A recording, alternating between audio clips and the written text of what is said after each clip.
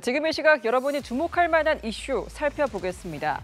최근 KT에서 발생한 무단 소액결제 침해 사고의 배경에는 정부가 15년 전 개정한 뒤 현재까지 방치한 법안 때문이라는 지적이 나옵니다. 특히 연구기관들의 경고가 잇따랐지만 해당 법안은 이번 사태가 발생할 때까지도 유효했는데요. SK텔레콤 유심 해킹 사태 이후 관련 법을 정비하겠다고 했지만 5개월 만에 침해 사고가 또 발생했고 소액결제 사고까지 손을 놓고 있었다는 비판이 나오고 있습니다. 문영민 기자가 단독 취재했습니다. KT 고객들에게 발생한 무단 소액결제 피해 사건. 유력한 범행 통로로 불법 초소형 기지국 펜토셀이 지목되고 있습니다. 조사 과정에서 불법 초소형 기지국을 통한 비정상 통신 흔적이 확인되었으며 이에 따라 9월 8일 관계기관에 침해 사실을 신고하였고 그런데 이번 사태의 근본 원인으로 정부가 15년 전 개정한 법안이 도마에 올랐습니다. 지난 2010년 당시 방송통신위원회는 펜토셀을 신고하지 않고 개설할 수 있는 무선기지국으로 지정하는 개정안을 의결했고 이듬해에는 규제를 한 차례 더 완화했습니다. 보급을 활성화하기 위한 조치였습니다. 사무실은 물론 가정에도 펜토셀이 늘어나고 있는 상황에서 정부 출연 연구기관들은 보안이 취약할 수 있다며 꾸준히 경고음을 울렸습니다. 2013년 한국인터넷진흥원은 인증 과정에서 발생하는 보안 문제와 관리자 권한 탈취 등을 경고했고 2016년 국방과학연구소는 해킹 시나리오를 구체적으로 제시하기도 했습니다. 하지만 정부는 이렇다 할 피해 사례가 없다는 이유로 법적 규제를 검토만 하다 끝냈고 있는 거라곤 통신사들이 자체 보안 기준을 마련하도록 하는 기본 가이드라인뿐. 10년이나 지났는데도 불구하고 아무런 어떤 법 개정이라든가 조치가 이루어지지 않았지 않습니까? 이 보면 예견된 좀 사고가 아니었을까. 사실상 15년간 방치되어 온 규제 사각지대는 무단 소액결제, 개인정보 탈취라는 위협이 돼 돌아왔습니다. 과학기술정보통신부도 이번 사태의 책임에서 자유롭지 못할 걸로 보입니다.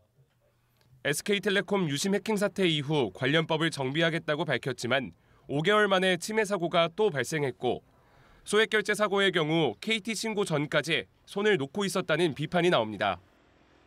저희 입장에서도 빠르게 이렇게 초동 대응을 했었어야 됐다는 점에서 저희가 좀 대응이 좀 늦었다는 부분에 대해서는 충분하게 좀 반성하고 있습니다. 정부의 제도 개선은 물론 전향적인 태도 변화가 필요하다는 목소리가 커지고 있습니다. 연합뉴스TV 문형민입니다.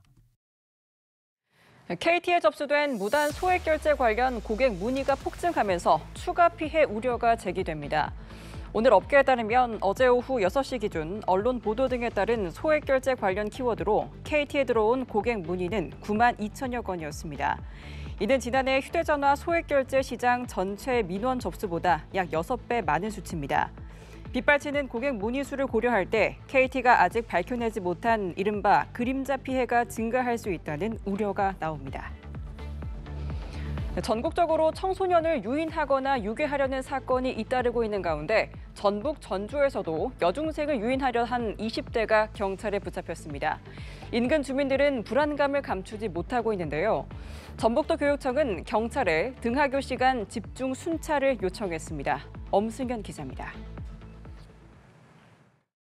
늦은 밤 경찰차 한 대가 조명을 밝게 켠 채 서둘러 이동합니다.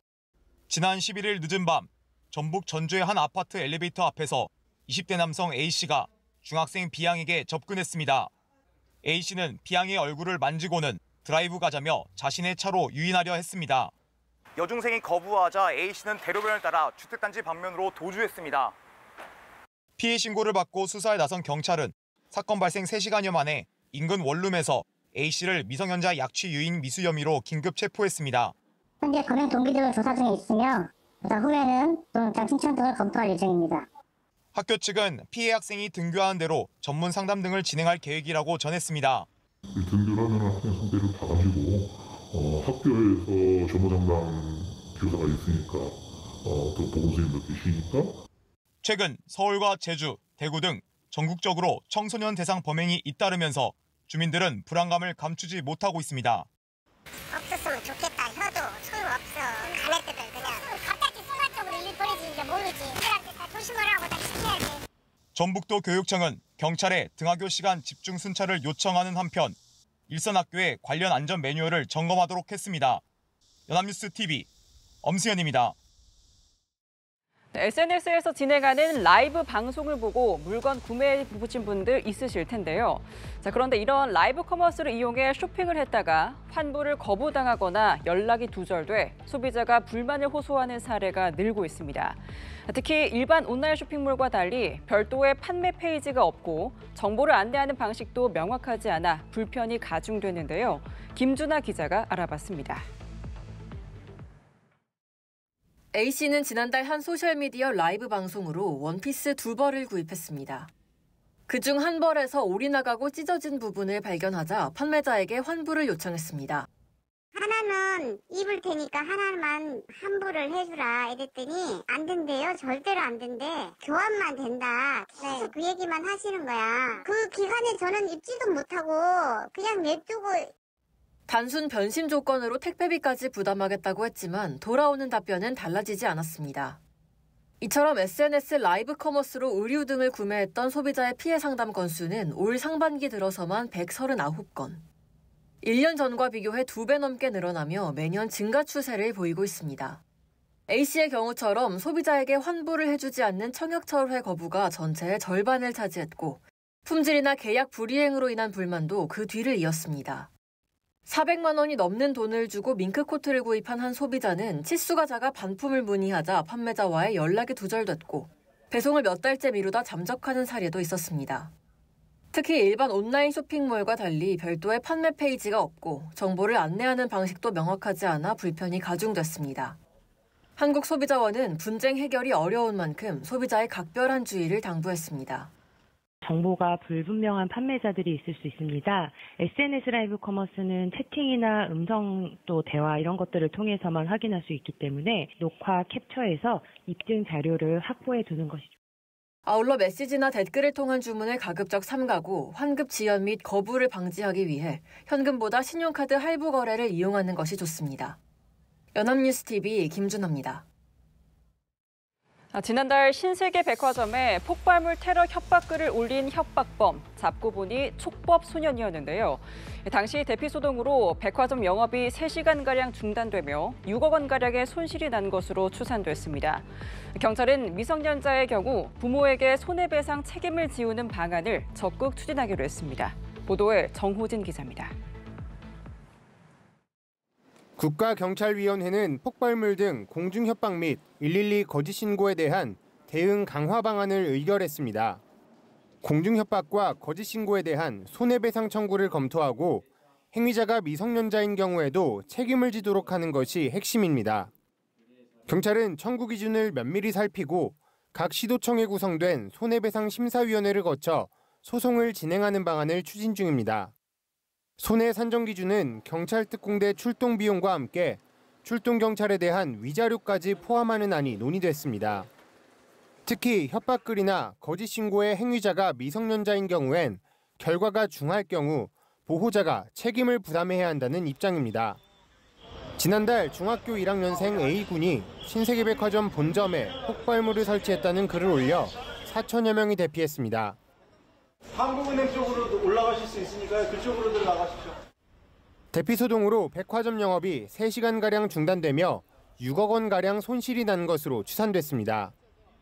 경찰은 해당 사건에 대한 손해배상 청구 여부를 검토 중인데 이 경우 A군 대신 A군의 부모님이 책임을 부담해야 합니다. 한 국가경찰위원회 위원은 민사상 불법 행위의 책임 능력과 일반적 행위 능력은 다르다며 미성년자라고 하더라도 손해배상 책임이 없는 건 아니라고 지적했습니다.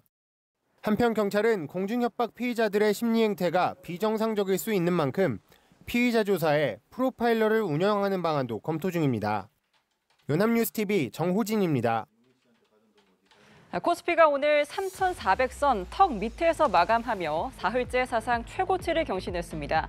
코스닥 지수도 840선을 넘기며 연중 최고점을 경신 중인데요. 다음 주 미 기준금리 인하 기대감 등에 주가는 더 오를 수 있다는 전망도 나옵니다. 윤영섭 기자입니다. 코스피 마감가는 3,395.54포인트. 지난 10일부터 사흘째 최고치 경신입니다. 3,400선 도달까진 5포인트가 채 남지 않았습니다. 지수 상승을 주도한 건 반도체주였습니다. SK 하이닉스가 고대역 폭메모리 HBM4 개발을 완료했다는 소식에 주가는 장중 32만 원을 넘어 역대 최고가를 경신했습니다.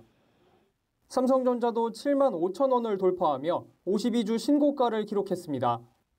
미국 주요 기술주로 구성된 필라델피아 반도체 지수가 6거래일 연속 오른 영향이 컸습니다. 미국발 반도체 훈풍에 일본과 대만, 중국 증시도 나란히 최고가를 새로 썼습니다. 이처럼 전 세계 증시 화랑에 코스피에서 외국인은 5거래일 연속 순매수를 이어갔습니다. 이달 들어서만 5조 원어치를 샀습니다. 이제 관심은 다음 주 발표될 미 연준의 기준금리 인하 여부에 쏠립니다. 미국 물가 지표가 불안한 모습을 보이지만 고용 지표는 그보다 더 악화했습니다. 이 때문에 연준이 노동시장에 무게를 둬 금리를 낮출 것이란 관측이 지배적입니다. 이에 힘입어 증권가에선 내년 상반기까진 코스피의 추세적 상승이 이어질 것이라고 전망했습니다. 일단은 저희 밴드는 공식적으로 3,400, 오버 시즌 나오는 3,500까지 열려 있다라는 말씀을 드리고 있고요. 또 아무리 작아도 내년 상반기까지 추세적인 상승은 계속된다라고 보고 있는데 코스닥 지수도 840선을 넘기며 연중 최고점을 경신했습니다. 연합뉴스TV 윤영섭입니다.